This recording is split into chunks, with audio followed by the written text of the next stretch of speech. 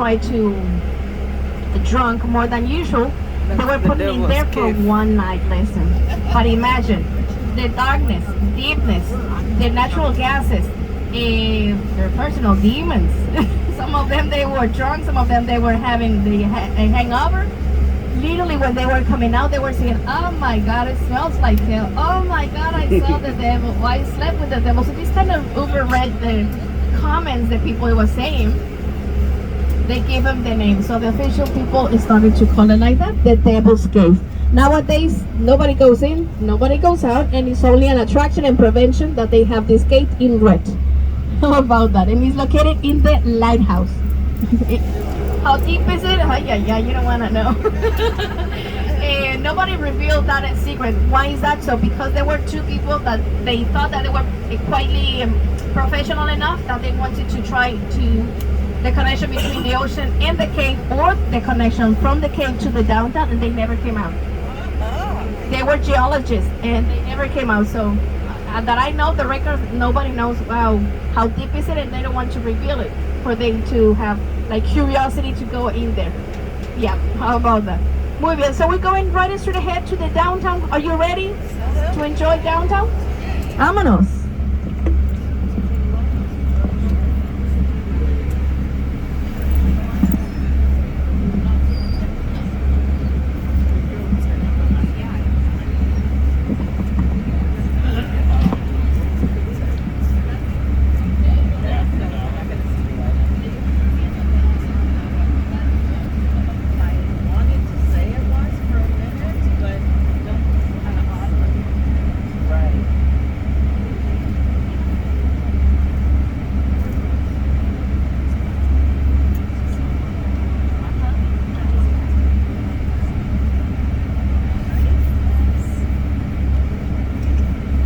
This curve of Malecon, this is the place where they established the first break of Malecon. It was 30 meters length. And from where we are towards to your right side, in long distance, this is the neighborhood that is called Olas Altas, the high waves area, or high waves neighborhood. They call it the high waves neighborhood because of that.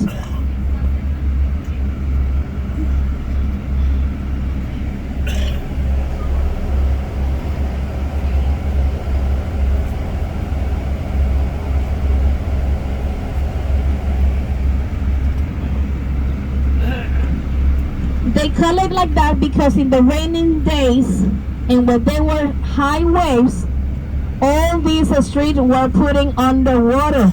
That is why.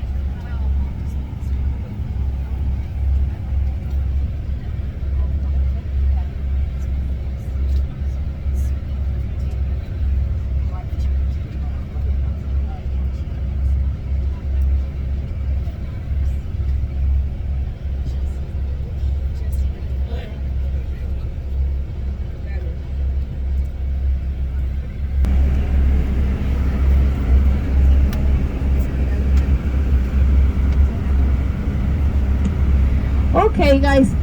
So we're driving right straight ahead of us so we can park and we can have the opportunity to enjoy the municipal market and the cathedral. See, the cathedral is in honor of our patron saint, Lady Madonna, Immaculate Conception. See, this building was built in the middle 1800s.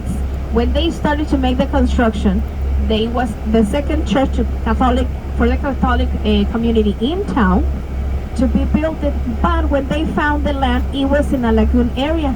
So all the Mazatlecos helped it so they can fill it with sand. Once they started,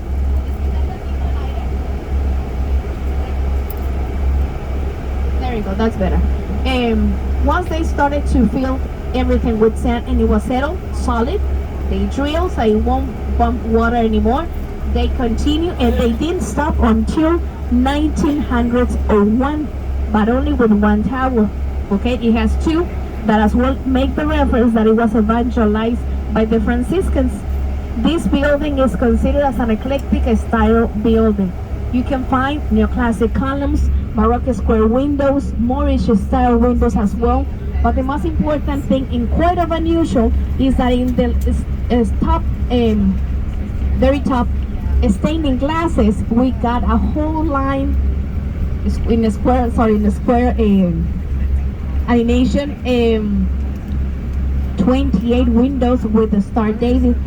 When they were in the middle of the process of this construction, see, there was a Jewish colony that wanted to establish themselves in town. So they asked permission to settle, but as well they noticed that we were struggling with the capital, that it was the major resource that we needed. And guess what? They switched it. So with two conditions, we help you though. And the conditions were that we stamp their symbol, but in 28 windows that represent 28 days of 1 month of the Jewish calendar. So it looks very pretty, but you can only appreciate it from inside out. See?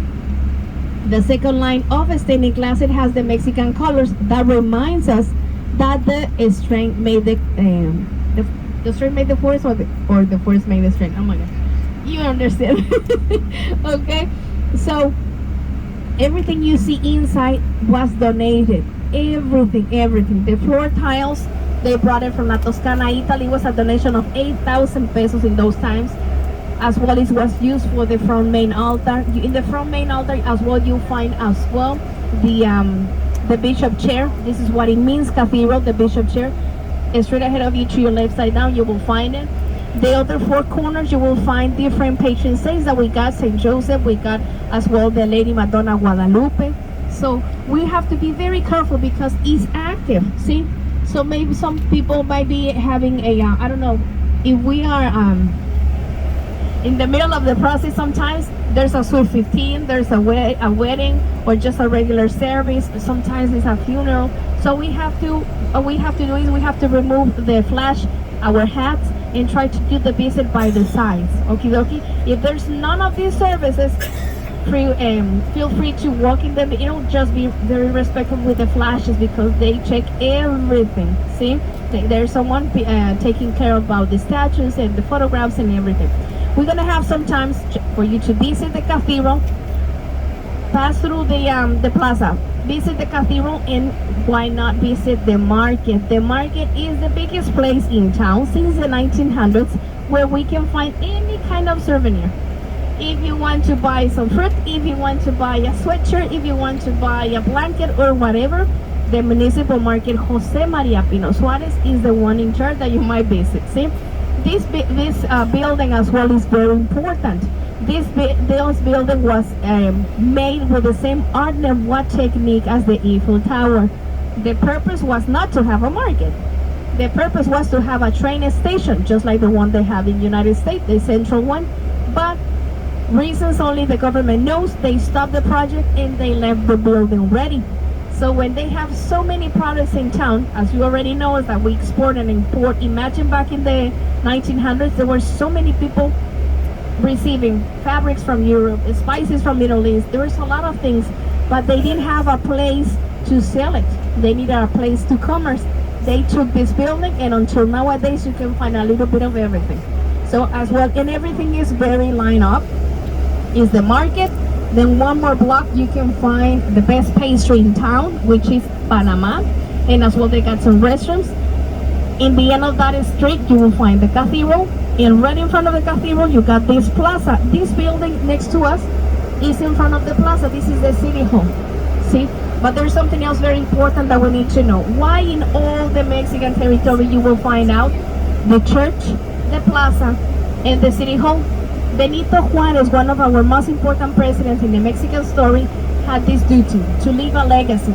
So he decided to divide the church from the power. He said that the church doesn't need no money at all, that they only need faith, and that the power, they were very knowledgeable people, that they were figured out how to bring their own incomes. So they know that each of them, they will figure it out. But who was missing in the middle? Who was going to give the balance, like the scale, in the new project of society? The people, represented by the plaza. So for him, that concept was a pueblo bonito, that nobody has less or more, an even town. Okay, that is the reason why you will find in all the places, even though it's a small little town, you will see the church, the placita, and then a little house doing the function of the administration. Okay, that is the reason why. So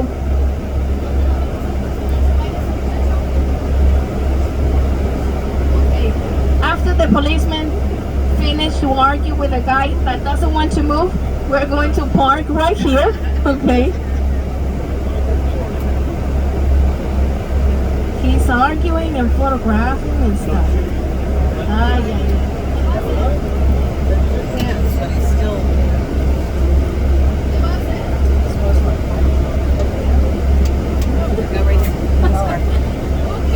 Okay, guys.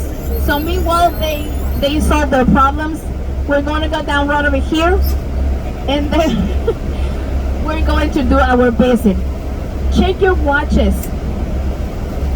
Someone made me the reference about 45 minutes. I don't think that 45 minutes will be too much because we have a schedule to run. But 30 minutes, is that okay with you guys? See? Muy bien. If you want vanilla, by this same sidewalk to your right side, there's a candy shop. It's the best candy shop, but only from Sinaloa Candies. You won't find it anywhere. It's the only one, it's official. The name is La Selecta. And they have restrooms as well, just in case you need it.